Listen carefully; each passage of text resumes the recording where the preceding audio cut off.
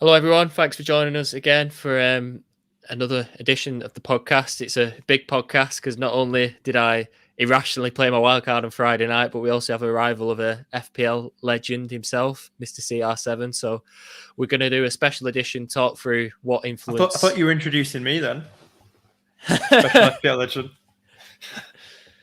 A special former FPL legend looking to rediscover his former glories. Is that probably describes yourself as well, doesn't it, Mindy? But yeah, what an exciting edition of the podcast. Last year, everyone pretty much had Kane, Bruno, and Salah. So this year, we not only got Big Ron, we got Big Ron now, CR7. So we're very much excited to talk through our potential wildcards and what kind of influence that Ronaldo will have on the game. So, yeah, I'm joined as always by the FPL legend himself, Mr. Mindy. How are you feeling about the last game week and looking ahead with big CR7 in the team? Yeah, it took me by surprise that on the end of last week. Probably wouldn't have maybe made the transfers I did earlier in the week if I thought that was a serious possibility. But yeah, we'll come to that in the game week review. But yeah, as a United fan, obviously it's exciting to have Ronaldo there. The whole nostalgia, romantic element of it. Telling Fergie it's just for him and all that stuff. It's hard not to sort of be taken in by all that. And I think a lot of people across the community, I've seen I saw a stat before that 130,000 people have brought in Alan from Everton, which is a 4.5, which suggests there's 130,000 people that have wildcarded. And that's just the ones that are bringing in Alan. So hundreds of thousands. Big Musa Sissoko? Exactly. So hundreds of thousands of wildcards being played. So we're going to talk about that. Should I get admin out of the way? Yeah, go for it. Yeah. So we're recording this on what day is it? It's Wednesday at 7:00. So any injuries that happen in the internationals, keep an eye on those. We won't be aware of those because they're starting about. Well, there's been a few that started already, but a lot kick off at 7:45. Ronaldo might actually break the international goal scorer record in an hour or so, which is interesting. So yeah, and then what else? What are we talking about this week? We are covering so obviously the Ronaldo stuff. Our game week review first, then the Ronaldo stuff. What impact that'll have on United? The popular assets, Bruno and Greenwood. What does it mean for them? And then just talking about hundreds of thousands of people wildcarding. Is wildcarding now a good idea so soon after the transfer window? Could hits be a better option, or do you even need to take hits, etc.? And I think we're going to put together a live wildcard draft, aren't we? See how that goes. Because seeing as so many people are wildcarding, help a few people out maybe with our ideas. And then now that Ronaldo's in the game, Kane's still at Tottenham, Lukaku's there. You've still got Salah, De Bruyne when he's fit. There's a lot more viable, expensive players, and there's just not enough money for them all. So who and how do we prioritize those players? And then we come to the new segment, the Snog Mario Void, which is back to Callum this week. That's everything. Socials, follow us on Twitter and Instagram, premium_FPL on both. Like, subscribe, etc. And I think we can get into it. Yeah, and if you're watching along the live stream, don't be afraid to ask a few questions and we'll answer them as we go. So yeah, same as always for that. So we'll move on to... That just reminds me, actually. So yeah, and if you listen to this on the podcast later, if we start referring to graphics or things on screen, whatever that's for the YouTube audience. We'll do our best to read out what we're saying and explain any graphs and charts that we're using for YouTube for the podcast listeners. Cool. So we'll move on to the game week review for game week 3. I think you scored higher than me. Probably wouldn't have if I didn't play my wild card, but nevertheless, live by the sword, die by the sword. So we'll let you go first with the run through of your team. Nice. 56 points. Did you take into account my -4 for who scored highest? I can't remember if I got 51 or I got 51. Yeah, so you just got 1 point above.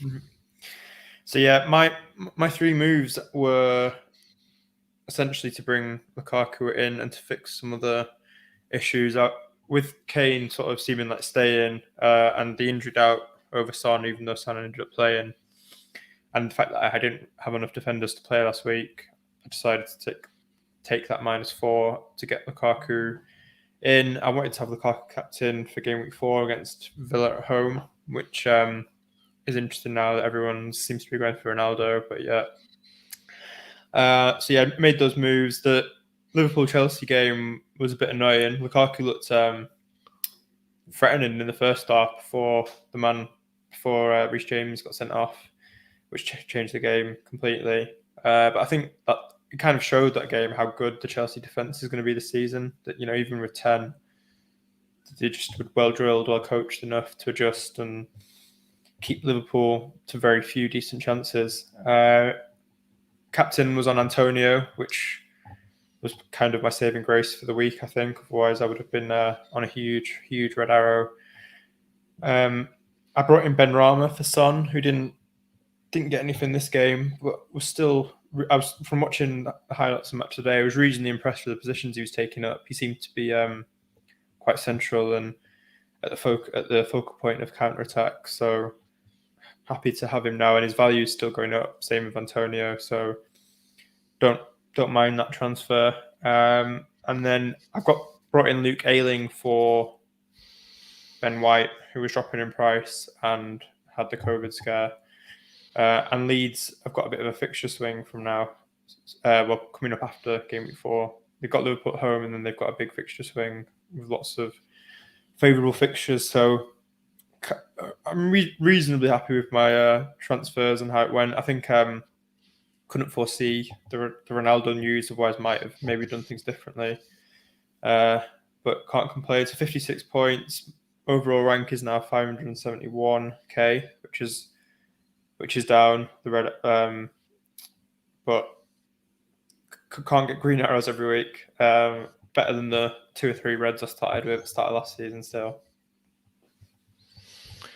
Cool. I'll move on to mine. Like I said, I think I texted you Friday, and I don't know if I was overthinking it or what, and just seeing a few community members talking about the potential impact of Kane against Watford as captain. I think it was Big Man Backer kind of led that ship, and he was talking around a few stats of could be a real differential. And I just thought, be honest, had you had 7 pints and you were just doing a wild card? Is that what no?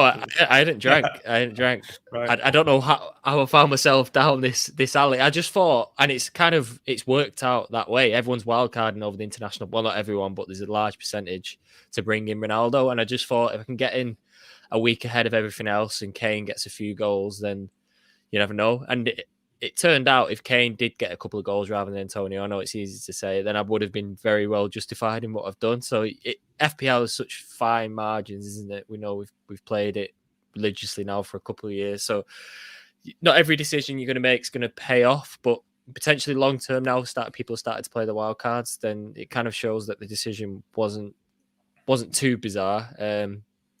And I just think this year, especially, everyone seems to have the same team. So, like, to make any real inroad in your positioning is quite difficult. So I just thought maybe just try and mix it up at the start. I know I'm Mr. Missionary in the past, and I've kind of switched to reverse cowgirl after 3 game weeks, but it was a bold decision. But nevertheless, I'll go run through my wildcard team. So I had Sanchez in goal, as everyone had. Arnold and Shaw 4 and 6 that most people have, and then Reguilon was start of my first differentials. So we got 9 points, so that was good. And then combined with Duffy, who I also brought in the wild card. Salah 10, Rafinha 2, Benrahma 2, Antonio 11, Kane 2, disappointing booking as well, and then Lukaku 2. So it was very average game week at 51. Like to think it could have been also different, but with the fixtures coming up, and then potential transfer of Kane to Ronaldo, which will probably come down to the wire, because I kind of like that fixture for Kane and Crystal Palace. I think it's all going to depend on what Ollie says in his press conference, whether Ronaldo's going to start the game. But if he does start the game, I think what makes the decision difficult with Ronaldo is that's such an easy fixture, like Newcastle at home, first game. I think that's why most people are swayed by it. I think if United had a tough away game against Wolves, for example, or something like that, then not as many people would be rushing for him. But I just think that fixture kind of tempts people in, doesn't it? So that's going to be a potential move. And then obviously Kane's 0.2 less, so I'm going to have to transfer someone else out if I do make that move. And I think probably will be Ben Rama or Reguilon. But Reguilon I'm kind of don't really want to do with Crystal Palace. So, and then you talked, Ben Rama's still looking quite attacking. So it's going to be interesting. I think Adama Traore has caught my eye. I've caught everyone's eye first 3 game week. So if I do make them transfers, it probably will be Kane to Ronaldo and Ben Rama to Traore. And then I'll probably just stick with that then until the Chelsea fixture swing in 7. I'd kind of just commit to it fully. But yeah, you got any thoughts on that? So what's your rank now, just before we go on? All right, you trying to rub it in? I think I dropped from about 200,000 to 700. Right. So it's quite a sizable drop, just for moving away from a couple of template players. It's a very congested. Like, I wouldn't be surprised if that's not very many points though. That 500k, like, because as you said, a lot of people have had a similar team for the first few weeks of the season. So I think you could easily, just as quickly as you've lost those places, you could make them back. There's not many points separating loads of places at the moment, essentially. I think, so did you not leave enough money? Because if you were planning the potentially Kane to Ronaldo, did you not leave enough money to do Kane to Ronaldo in one?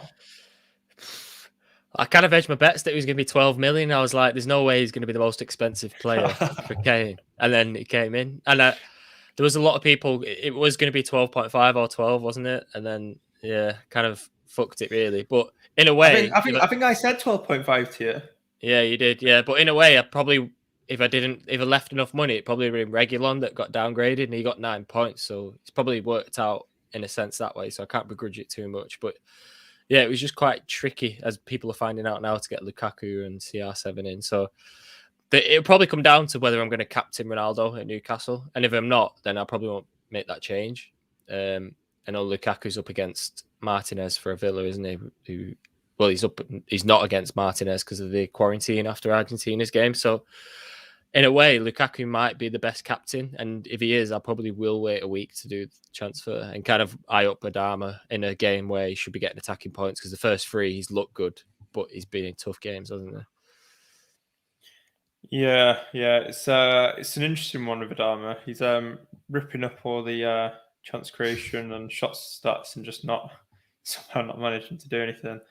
But yeah, I think anybody who watched that Wolves United game will have seen. I got a bit of stick for putting Luke Shaw in my avoid last week on Snog my avoid, but if you watched like just how easy it was for Dharma just to skip past people and just have a free run at the defense, like like that goal line clearance from Aaron Wan-Bissaka was unbelievable to stop a goal, and then De Gea made an unbelievable save as well. So Wolves have been a bit unlucky in a couple of games so far, not to have got something out of those games. So with their fixture run changing very soon, I can see why people are eyeing at Wolves. I just think it's tricky to know who.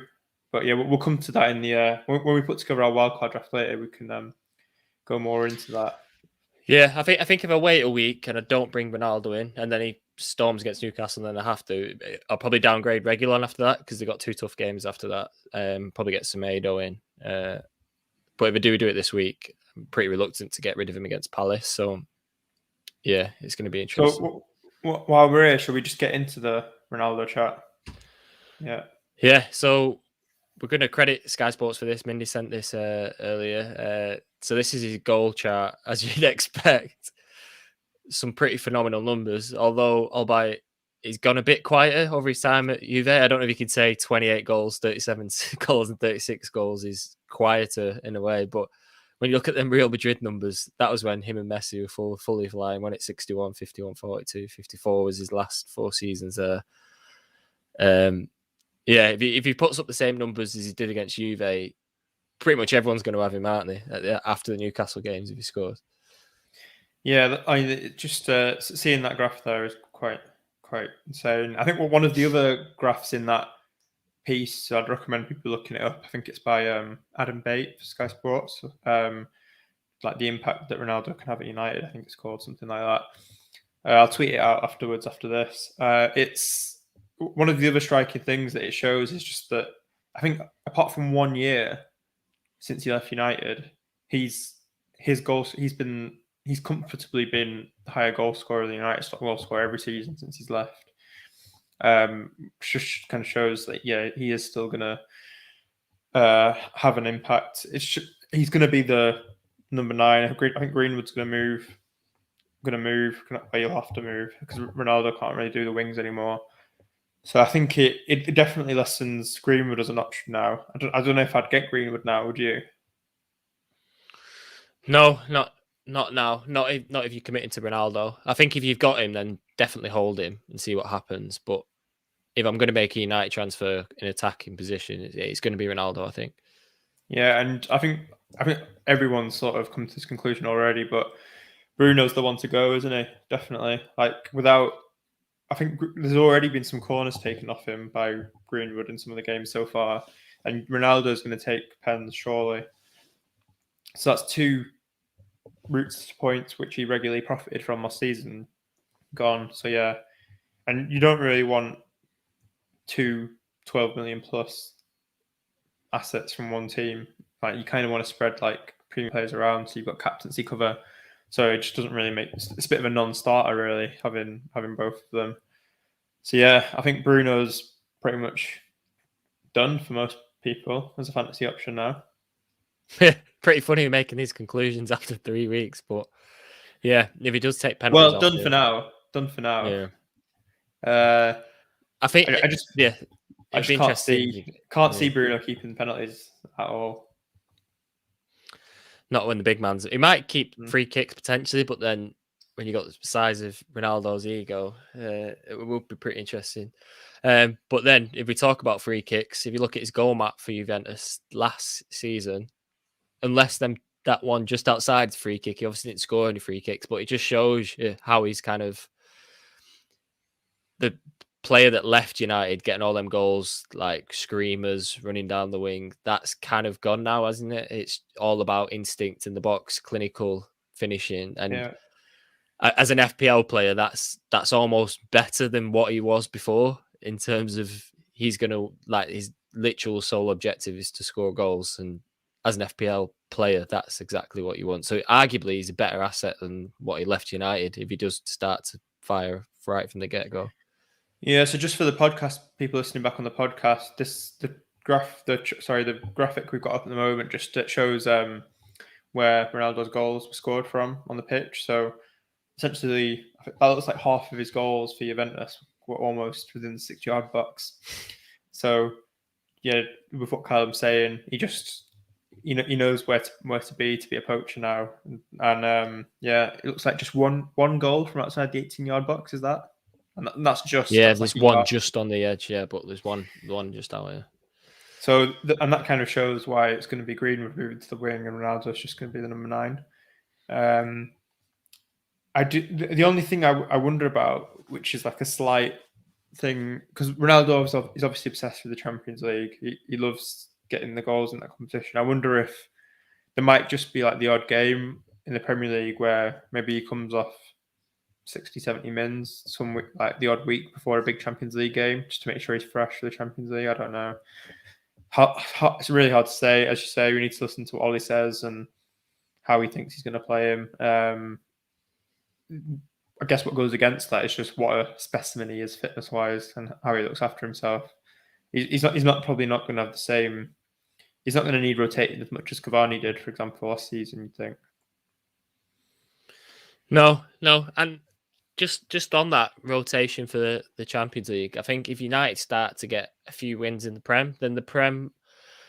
I'm not a United fan, but from the outset, I think the Premier League would almost be a better success for United this season than going far in the Champions League. Would you say that's fair? So maybe it does get prioritised for like making a real run at the league. You don't know that it's just going to be a straight Champions League's coming up. You'll get brought off after 70.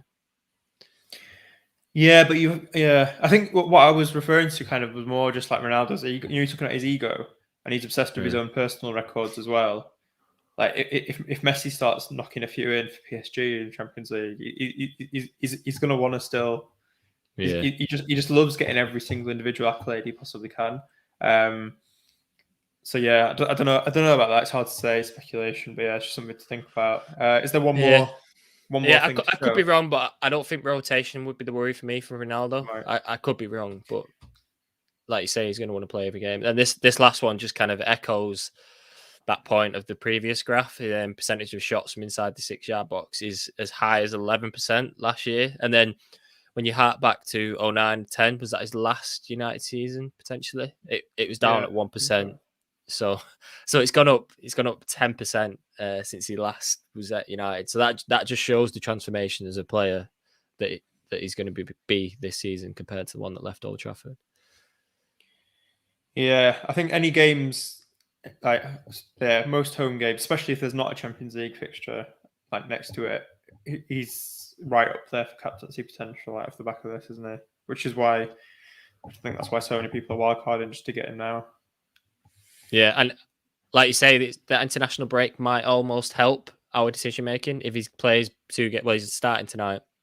If he plays both games and scores a couple of goals, then Ollie's gonna not want to leave him out that first game against Newcastle, is he? So yeah, it's almost like a match made in heaven, that first game, captain. The only thing that's kind of weighing in my head is Lukaku's equally good fixture, because that's his first home game as well for Chelsea against Aston Villa, who haven't looked great. I think they're the second worst defence. I think Newcastle's the worst defence and Aston Villa's the second worst. So it's almost two plump fixtures there. Who do you go for, kind of thing? So yeah, it's a very interesting dilemma. I'd recommend people maybe try to catch the highlights or see how many minutes Ronaldo gets for Portugal, how fit he looks. I think if he does break that goal scoring record this week, like the momentum that he'll have, like even if he's not that fit, really, like just the excitement, the adrenaline, etc., will probably be enough for him to play 90 the first week, wouldn't it, against Newcastle? I think so far he's only played 30 minutes for Juventus. Yeah, first game. Yeah. So did he come on and score in that game? Oh, he had one ruled out. I think definitely. So he came on, scored, took his top off, got a yellow card, and then it got ruled out, which is funny. And I think the yellow card still stood. So I'm pretty sure that's what happened. But, hopefully that won't happen to FPL managers who've brought him in the wildcard. So this next slide is from a great account, if you don't follow already, Big Man Backer, Mindy sent across earlier, and that just shows the numbers there. Newcastle XG conceded of 3.53. Obviously Cristiano Ronaldo to come, and then Villa is second worst from open play behind Newcastle, I think. That's for attacking XG, though, isn't it? That's for goal scoring rather than goals conceded. Oh yeah. Sorry, yeah, you're right. But I'm sure Villa's defense is quite bad as well. I can't remember where I read that. I should get some stats to back that up, shouldn't I? I think that's why. Yeah. So there's a lot of people on wildcard this week dumping Ings, which makes sense when you look at that. Yeah, and Martinez as well with that quarantine. Him and Buendia are missing. So as much as like the romance of Ronaldo, you kind of got to remember that Chelsea have got an equally good fixture at home to Aston Villa, you'd think. And then Everton there. So these are the standout stats from game week 3. Everton limiting Brighton to 5 shots in the box, which is obviously great. And then City defenders conceded just 2 shots in 2 game weeks. Norwich and Arsenal, obviously 2 thrashings there. And Wilson, Callum Wilson for Newcastle, recorded big chance in all 3 game weeks. Just a quick one on City. Most people have kind of, obviously with the Trent and Shaw attacking numbers, in that way, most people have kind of plumped for them too, haven't they? And they kind of overlooked the City defenders, and you forget how good of an option they were last year. I think they were the best defence in the league as it crossed the season. I know Chelsea got better when Tuchel arrived, but across the whole season, City had the best defensive stats. And maybe we've overlooked them in the team that we've picked firsthand, and the teams that people are picking on the wildcards now, are we overlooking the City defenders? That could be potential. Yeah, I think part of the problem is just DS is the one you can go for, isn't it? And he doesn't have the attacking threat. I think, if Cancelo was nailed, or if Stones was nailed at 5.5, like there'd probably be a lot more people going for the City defender. I think that's part of the issue there. Yeah, Laporte's the one for me at 5.5. He's kind of made that position his own, and Pep with the centre halves, if they play well, like they're in the team until they make a mistake. And I think he had 5 shots against Arsenal. It was something crazy like that. And like you say, Diaz doesn't record them attacking returns, but Laporte definitely does. He got a goal against Norwich and they come very close against Arsenal. So maybe he's the one to keep an eye on when you do play wildcards. Mm-hmm. Yeah, interesting. So are we going to go into a bit of wildcard? Oh, we've got another thing here. Yeah, another graph. Yeah. We'll cover this graph and then go into our potential wildcards. So this kind of just covers off the key players that if you are playing your wildcard this week, that you should be looking towards. People have kind of argued about Trent being essential or not, and when you look at this graph, small chances the most in the league, not just defenders at 12. Most big chances in the league, equal with a few members of other players across the teams there. But when you look at them two, he's kind of as close to essential as it comes. And then other people that kind of other players that stick out on this graph. You've got Antonio there, big chances 6. Calvert-Lewin, who kind of ruined with 4, but I've kind of plumbed for them 2 premium options. Maybe if I was to play it this week, maybe would probably choose between Lukaku and Ronaldo potentially. And then any others stand out for you? Gabriel Jesus is another one. He's had 2 great fixtures now. I think it's interesting to look at Jimenez on here. So like he's created 12 chances, but he's not up there for actually getting chances himself. So it kind of looks like his role's changed a bit now under the new manager. Like it's Traore and Trincao, if that's how you say his name, actually running through on goal, taking the shots, and Jimenez is coming a bit deeper and sort of laying on chances for them, like the quicker ones. So that's quite an interesting one to monitor with Wolves' upcoming good run.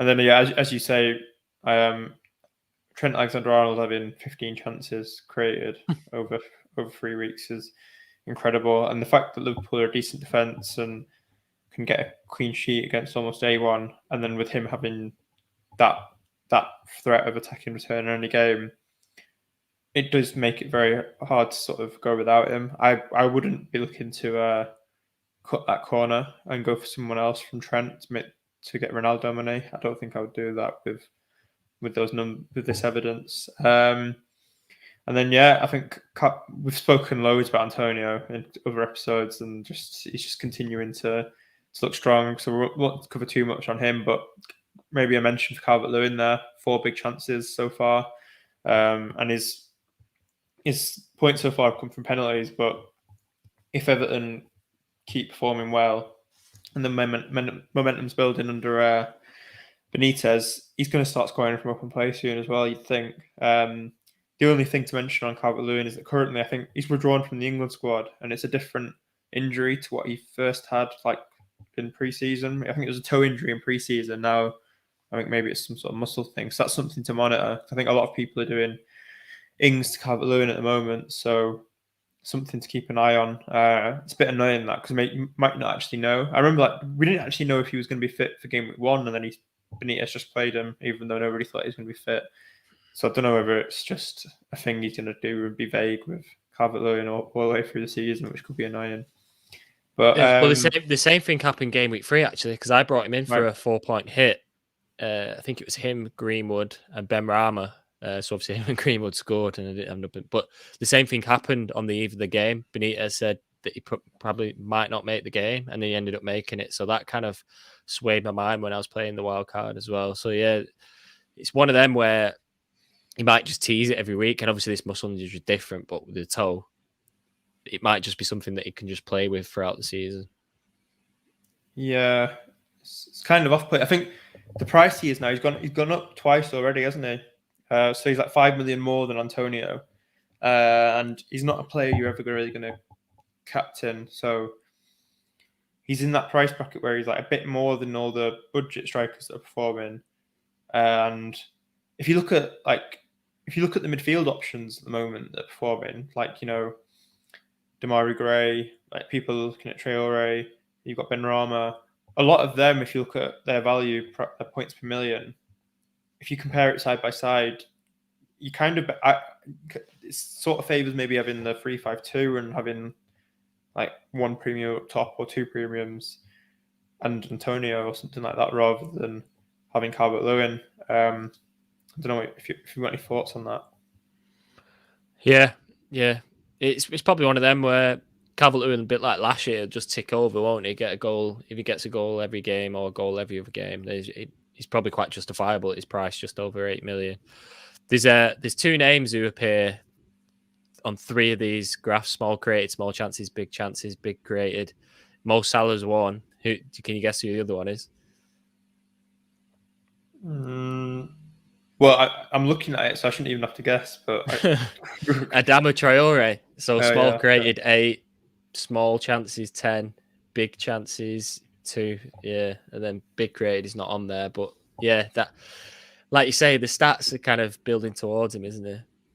You know what this reminds me of? There was a season years ago where Dusan Tadic was at Southampton, and he was putting up similar numbers every week and just wasn't getting any points. And it went on for ages. And then I think one week he got like 17 points. It just all came in at once. So I wonder if something like that's going to happen with Adama. It'll be when everyone's given up on him in game week 18 or something. Yeah, he gets an absolute monster haul. Before we go on to actually putting together our wildcard draft, I've just because it kind of seems like everyone's wildcarding and there'll be people in and are in. Because I'm sort of leaning personally towards not wildcarding. So I just thought I'd run through maybe some things on maybe why now isn't a good time to wildcard. Mm-hmm. So I think a lot of people last week didn't actually make a transfer. So there's a lot of people who might have 2 free transfers this week anyway, and they might have some money in the bank. So I think if you're one of those, you can take free transfers for a -4 and have a little mini wildcard anyway. And you could get Ronaldo. If you got 3 transfers there, which you can do for -4, and you had some money in the bank, there'll be a way to get Ronaldo if you're sat on captain for Newcastle by doing that. So then I think if you can do that, you don't need to wildcard now. I think if you've got good captaincy cover for the next 2 or 3 games as well, we just mentioned Lukaku and Kane, how they're good options this week. I can see Antonio scoring and getting another assist against Southampton. So there are other alternatives. It can be sort of, you can sort of be led into this thing, well, everyone's got Ronaldo, he's the only option this week, but he's not. And they've got United have got an away game the week after at West Ham, and you think people will be captaining Salah in that week, I think. So if you do have a good captain this week and then you captain Salah next week, maybe there's another reason not to wildcard, just to get Ronaldo in. And then a lot of people, from what I've seen, they're moving early on the wildcard now just for the price changes. But I think we've seen in international breaks in the past that the traffic slows down massively, doesn't it? Like, people just forget about it for a week once the international break takes hold, and there isn't the mass fluctuations in prices that people expect. So if that's something that's like a big factor in your thinking, I'd think twice about that as well. And then a couple more things. The fixture swings I mentioned earlier. So at the moment, it's like Leeds and Wolves that have the big fixture swing come in, but there's not like premium players or players you're going to captain from those teams to bring in. So it doesn't. It's not, for example, like Gameweek 7 where Chelsea had this amazing fixture swing, and that was the week where most people had earmarks for their wild card to get in 3 Chelsea assets then. So I still don't think now is as good a time as Gameweek 7 with that in mind, especially if you don't already have Lukaku, because then that wild card in Gameweek 7 you can really make big changes to your team, bringing in 3 Chelsea players, which other people won't be able to do. And then the last point, just to wrap up, is that with the signings that were made, in those last few days, we still don't really know what the first 11 is going to be for these teams that have brought new players in. Like, there's still going to be team shapes changing, tactics changing, formations changing. So you wildcarding now on information that's not really set. And I was thinking before, like, even when it comes to like picking the goalkeepers, like I don't still know who even is the best goalkeeper to have. Really, it's quite up in the air. Like there's a lot of stuff that we're kind of going off very limited information. I don't really feel that confident in quite a few positions, like saying for sure that player is the best at that price. So yeah, we've spoken a lot about in the first half an hour about all the reasons why people might want a wild card. So just to throw some stuff out there for people who are on the fence, like just to give a bit of balance, some reasons why you might not want to wild card.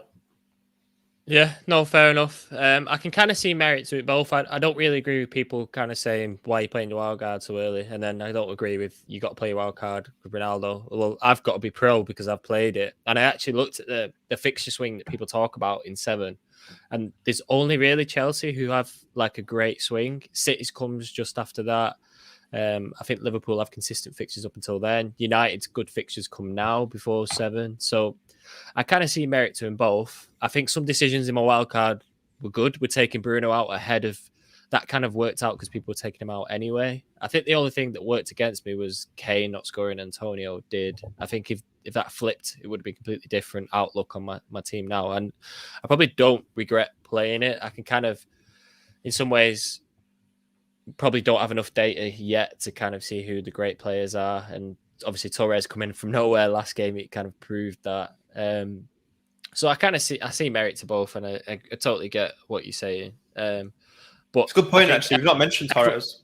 We should remember to talk about Torres at some point. Yeah, well, he's probably going to be in the wild card that we build now. But yeah, people are talking about this game week 7. There's just going to be a mass amount of wild. That's probably one of the reasons I did it early, to try and get ahead and just play it a bit differently.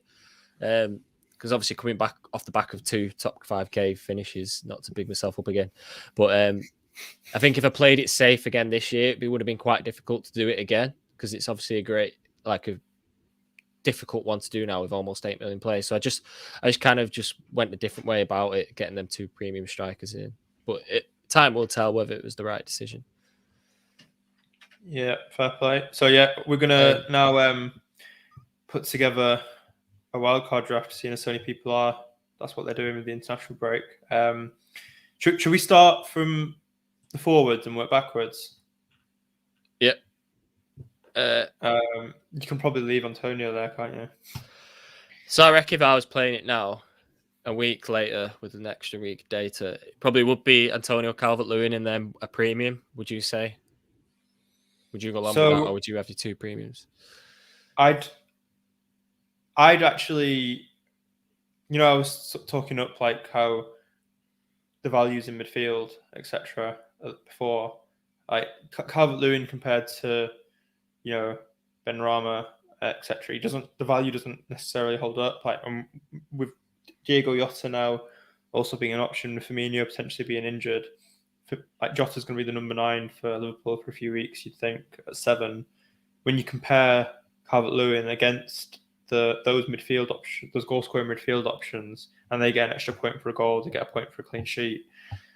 I think I'd go Antonio and a premium, or 2 premiums, and then the 4.5 or 5.0. I'd go 3-5-2, I think. Right, so potentially Dennis is probably a standout, isn't it, at that price? Yeah, Dennis for Watford. And then in the midfield, you can fit in you can fit in Jota, you can fit in Torres, you can fit in Benrahma a bit easier. So I don't know. What do you think? No, it's interesting. I think that's what makes Lukaku and Ronaldo so exciting. There's so many different ways to play it now. I think if we were making a wild card this time last year, we'd probably agree on 14 out of the 15 players. So, yeah, I don't know. I do think Calvert-Lewin will be steady, as he showed. It's just the penalties for me, because last year he was steady Eddie, wasn't he, getting a goal every week. But now he's got the added impact of penalties, which kind of sways me towards him a bit. So go on. I'm gonna let you have the final say there. What do you say? So go for Calvert-Lewin. Right. I think, if that's all right with you. Yeah. I just think the penalties. And would you have Lukaku or Ronaldo there? it's tricky because it's the fact that he played Liverpool and he actually looked quite good. I don't know if you watched the game up until that sending off for Liverpool. I actually thought he was going to get a goal the way the game was going because Chelsea were dominating, weren't they? So I think you kind of that game's clouded by the red card at half time. And it was only a week ago that Arsenal game where we were saying Buddy Ellis is the second coming of Jesus up top with all the stats that he was getting. So I don't think it's as clear cut as everyone says, like big run up top. I do. Obviously, he's got 2 difficult fixtures after the Aston Villa one, but he could easily get a brace or a hat trick against Aston Villa. I think for this though, like if we're doing this for a wild card now in the international break, given the next 3 fixtures overall for Lukaku and the whole Ronaldo momentum, I think it kind of just has to be Ronaldo for this, doesn't it? And then you can plan I'm just trying to justify myself to having Lukaku, I think. And then you can do Ronaldo to Lukaku in Gameweek 7. Yeah, fair enough. Because Gameweek 7, United have Everton, and you've just gone through Everton's defensive numbers before. Like they were one of the standouts for not conceding many shots. So I think Lukaku will be the comfortable captain leader in that week with Southampton at home at Stamford Bridge. So yeah, I think we're doing this podcast. The stream is the Ronaldo special. So if we don't put Ronaldo in, what are we doing? We just build it as Ronaldo with the thumbnail and everything. Don't put him in. Yeah, fair enough. But I just think people are quick to rule out Lukaku after that. Yeah, no, it is important to say that like Lukaku could easily outscore Ronaldo this week. That's what makes me kind of happy that I've got both. My midfield's probably suffered that, but I think Lukaku could easily get a few goals over the next couple of games. So the midfield, Rafinha's got great fixtures, hasn't he? Leeds. It's this one that's not great, but then after that, we've got Newcastle, West Ham, Watford, Southampton, Wolves, Norwich, and I feel like if you're not tapping into Bamford up top, then Rafinha's you've got to, even though he's probably not got the returns that other midfielders have had so far. Yeah. So do you think, given Leeds have just signed Dan James, do you think it's going to be Harrison that he rotates with and not Rafinha? That's just one thing to think about. That's one thing to monitor, I think, because they've spent 30 million on James, quite a bit. So he is going to get games, isn't he? Yeah, I've heard the Rafinha might go number 10 for a couple of games, but right.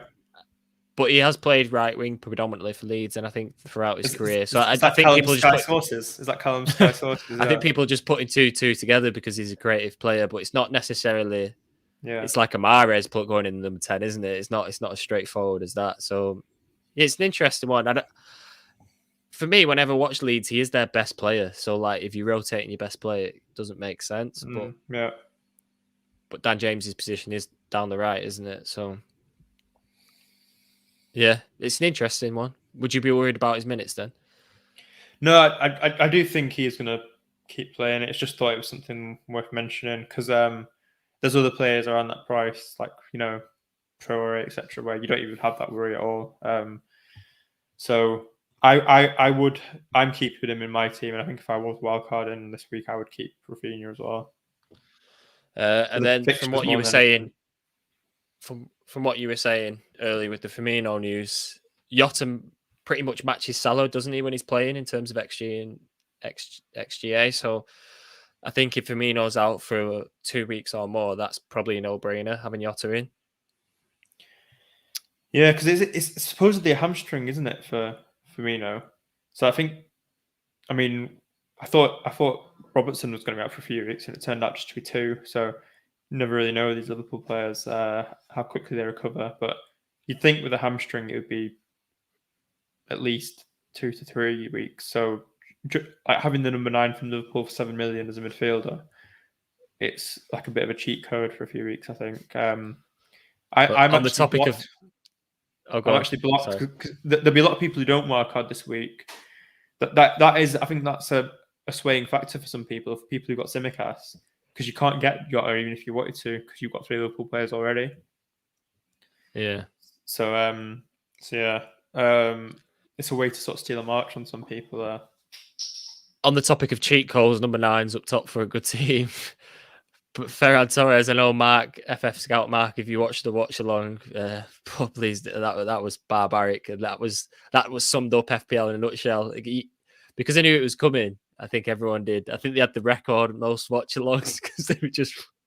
Oh, I felt so bad for him. But yeah, imagine transferring out a player before an 18-point haul and then doing a live stream for a game that you don't realise what the score was. But yeah, 7.1, and I think after the game, Pep was comparing him to Jamie Vardy, so it's obviously not a short-term solution. He's obviously seen something there in training or games. He said he's got the attacking instinct with his runs of Jamie Vardy, so that shows it's kind of been in his head. And I think it's easy to say now, but that's probably why they didn't go all out for Ronaldo. Pep probably had the confidence in Torres to be kind of fulfill that number 9, and maybe the reason they didn't go for anyone else but Kane in a way.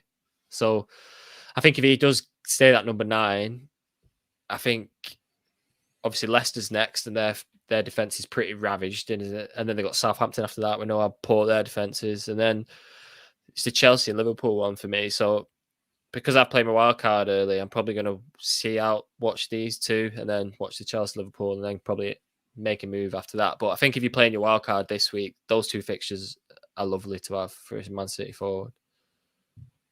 Yeah, fair play. So we come on to the defence. So we're going to play 3-4-3 here. Just because we've got them 3 strikers, it wouldn't make sense to have more money in midfield. But if I was to have someone else, it probably would be Traore. And Sissoko's not necessarily the best 4.5 option. I don't know if you've seen, obviously people are going for Allen, aren't they? Basumers obviously was the team to start with. But I just think he's going to play quite attacking, isn't he, for Watford in terms of when you compare him to other 4.5 midfielders. Yeah, I think, like my personal swear, as I was saying before, would be 5 midfielders and having like a Demarai Gray or a Traore or something as the 5th midfielder. Just because, like, Demarai Gray is only on 3 or 4 points less than Calvert-Lewin, and he's like 3 million less. And the upgrades you can make potentially might outweigh. It's up to you to make that decision. I think, like you were saying, the impact of Calvert-Lewin's penalties, how many goals he might score compared to last season. Now he's got those. That's something for you to think about, like, and just your style of play, the formation you like to play. If you're a 3-4-3 kind of person, it makes sense to stick with the way you've always played. So the 2 defenders you've left in there for starting with, are they staying? Trent's a given. Shaw's a tricky one because United still looked a bit wobbly, didn't they, against Wolves? But he's still post. I'd take out Shaw. Yeah, because I think Newcastle West Ham's tricky. I think I'd just go, if you're wildcarding now, I think you need to take some decisions out of your mind for later on, because you don't want to have transfers booked in for later, especially if you're going to be maybe doing Ronaldo to Lukaku in a few weeks. So I'd just start with Rudiger now to save yourself a transfer in a few weeks. Right, yeah, fair enough.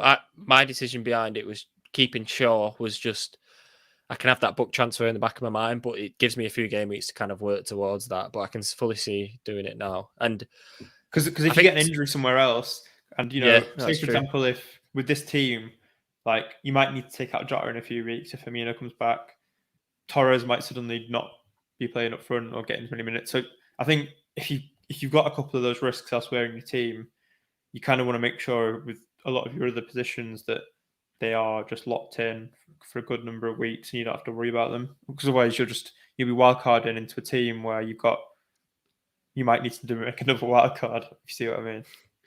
Yeah, no, fair enough. And probably, that Tottenham game, maybe not the City game, Chelsea could easily keep a clean sheet in that, couldn't they? So, yeah, fair enough. Anyone else caught your eye in that defensive position? I think we've talked about... probably the one, the cheap. Yeah, I think Livramento and Williams are the ones that everyone's going for at 4 million.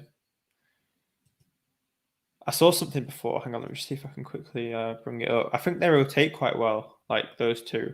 Like the fixtures they have, if you have to play one of them every week, like they seem to rotate quite well.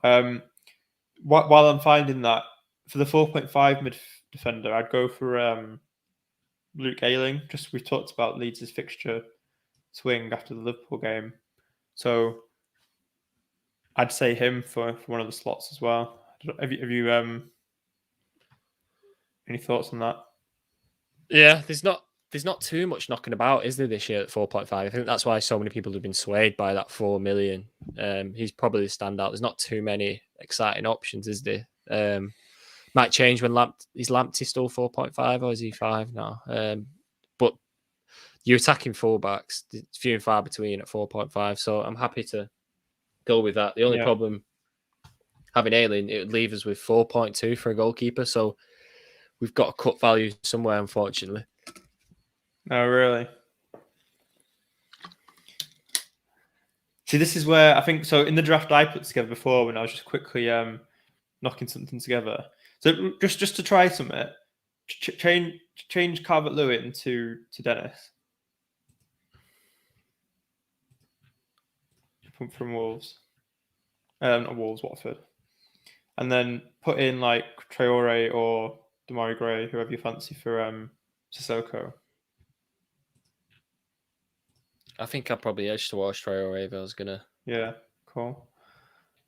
Yeah, 5.7 left. So then, So you got like plenty. we've talked about Wolves and Leeds are the teams with the fixture swing. So with that, maybe then can we afford to have the two Ruddy and Sarr for Wolves goalkeepers? So then you've got coverage for their good fixtures.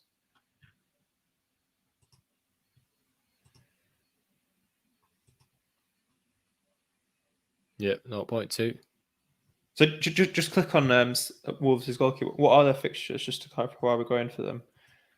So yeah, it's a pretty good run, that, isn't it? So they've got Watford away, Brentford, got Southampton, Yeah, Everton's probably the only tricky fixture up until game week 15. So yeah, it's pretty set and forget, isn't it?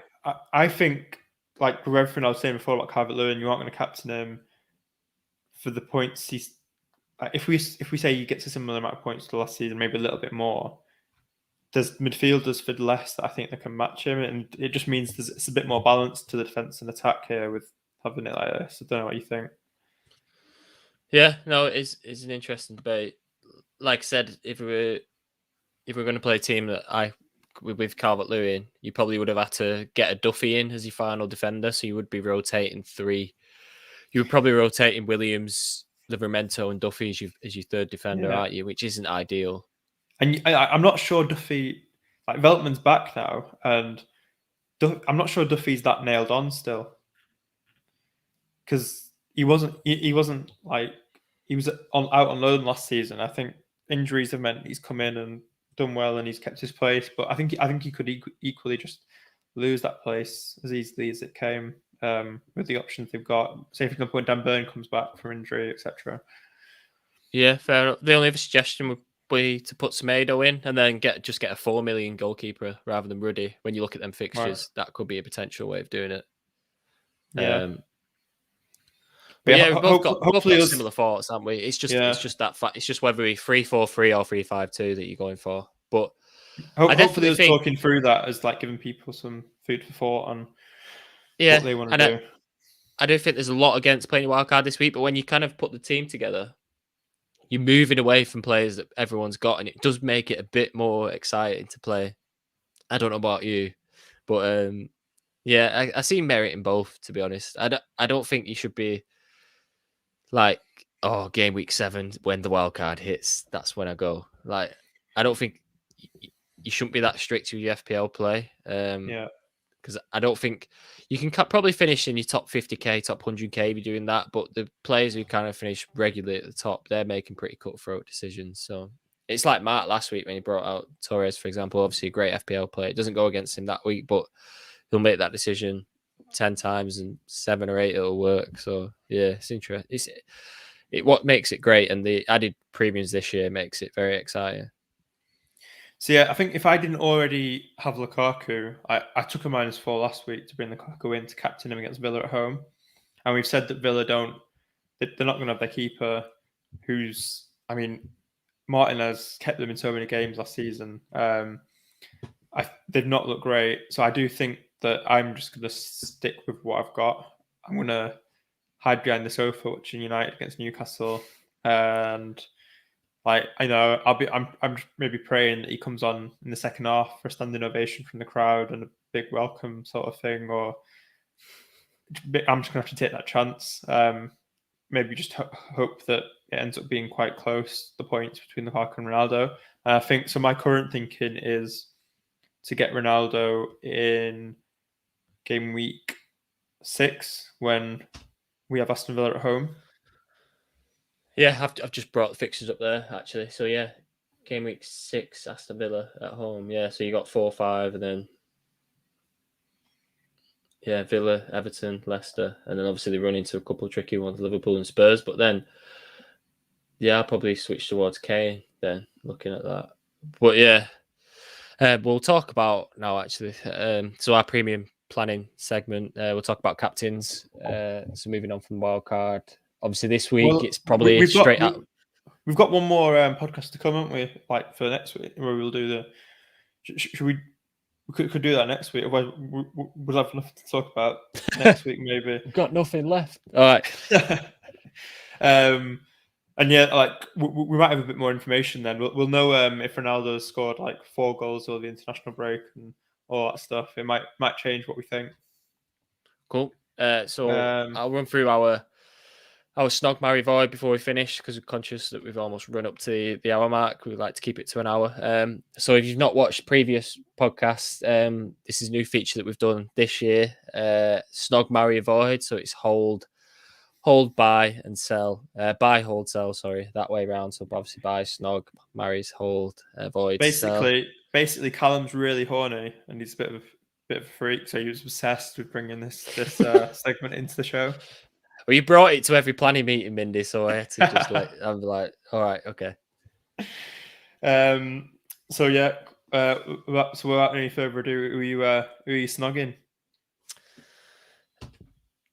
So I know we build it as the Ronaldo podcast, so we've probably got to offer something different to our bonus clip this week. Ferran Torres obviously was at the game against Arsenal. He was clinical that game. It didn't take much to score against that Arsenal defence, but he just looked good in the positions he was taking up. And obviously, Pep comparing him to Jamie Vardy after the game only warmed to him more. And he's probably the sole reason that I'm a bit gutted playing my wild card and kind of price myself out of him with the 2 premium forwards and Salah. But it's two tough tests to come after Leicester Southampton. I think if you're going to want to bring him in now. He's probably my suggestion, because if you don't bring him in and those 2 fixtures pass you by, they've got 2 tough fixtures with Liverpool and Chelsea to follow, which it will be tough for him to get a goal or 2 in them. So I think if you like what you saw, like myself, and you do want him, then probably act now. If you don't act now, then probably wait until Liverpool and Chelsea games, but you might be losing out on a few goals. Yeah, I think the other thing to say why to act now is that once De Bruyne and Foden come back from injury, there's a bit more competition for that false 9 then, isn't there? Yeah, and obviously you got Sterling coming. He's not going to be happy about sitting on the bench. So you're probably right there. He's probably made the shirt his own for the next 2 games at least. And those next 2 games are fantastic for City. So yeah, that's the reason that he's probably my snog this week. I do think it's a bit rogue that you wildcarded last week to give yourself the option of having Ronaldo this week, and this is the Ronaldo special. And then you've done a big tease. You're not even snogging Ronaldo. Ronaldo was on tenterhooks waiting to be your snog this week. He's probably... We've talked about him all podcast. Thought I'd offer something different. I think you just didn't want to have your 2 snogs being Mason Greenwood from the other week and then Ronaldo this week. You just couldn't. I think it was just making you vomit, wasn't it? Yeah, people started questioning my allegiances lie. Mari, I think it's 3rd game week in a row, but when I looked at my team, I'm going to wait for you to break it next week. And I'm a loyal man, me, Mindy, so I'll wait for you to break the marriage. Obviously another stunning performance last weekend. Probably should have kept him in the end. I kind of got swayed by Kane, but yeah, just an absolute monster in terms of FPL. Not a monster. It's kind of a bit unfair, but in terms of FPL, he's an absolute machine, isn't he? At the start of the season, and he's probably the one who's kind of when I was building my wild card, probably him and Trent. Trent's probably not got the points to justify it yet, but yeah, Antonio. probably a big one for me to keep. Yeah, the way he just drilled that goal in at the weekend, it was just you could just tell it's like a man in such a vein of form. I mean, I've obviously played a wild card recently, so there's not too many players. Well, there's no players that probably avoided my team. My only concern with Ben Rama is that I could potentially have missed his points because obviously I bigged him up before the preview podcast and I didn't bring him in for the first 2 games. Then obviously he didn't score at the weekend, so that's my only concern with Ben Rama, that I missed the boat there. But we'll see. You run about ditching Barnes at the dinner table to go and neck him in the nightclub next door a couple of weeks ago. So you talk about being a loyal man. You're quite fickle for a loyal man. Yeah, I mean, I've only just warmed to now. Obviously I played my wild card, so I'm happy with most of my team. That just coming into my head. My concern was that I've obviously bigged him up, not brought him in. Brought him in third game week when Crystal Palace. I thought that was a great fixture for him. You said he took up some great positions, but that's probably my own concern. I think the other thing is now that with all these attacking options we've just talked about, keeping two in from West Ham comes harder to justify when there's all these other players popping off and you want to have captains from other teams, etc. So yeah, fair play. I think it's this is probably the unluckiest void so far. I think this one beats me having Shaw last week for it's just tricky because I've just played my wildcard, so I said, there's no one that I did really want in my team. It's like you say, the 2 West Ham players, if once Europa starts to hit, then the form might start to dip a bit. I'm just really swayed by the baby oil with Adama Traore, and if he scores against Watford, that's going to be a bandwagon and a half, isn't it? When you combine the stats and a goal, so yeah, it's whether I get in ahead of the curve. Yeah, cool. I think that's us wrapped up for this international break, Ronaldo special, whatever it is we've done this week. We'll I think can't really say too much now, but we might have a special or something a bit different for next week. So keep your eyes and social media attention on our profiles. Hopefully, might have something exciting for next week. So that'll tee us up nicely for football coming back after the international break. If you are playing your wild card, good luck. Don't do what Callum did and mess it up for just getting one player in for Kane. The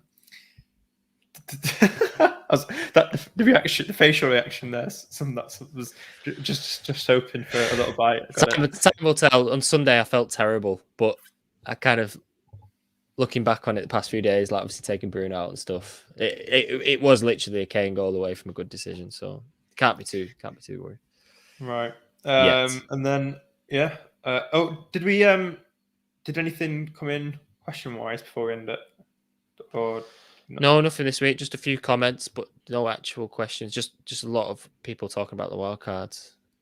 Nice. All right. Well, if we see anything after this, or if any people have questions, like feel free to send us a DM, or we try to get back to everyone that gets in touch. So yeah, just like, subscribe, follow, leave a review if you can, if you've got Apple Podcasts, and we'll see you at some point next week.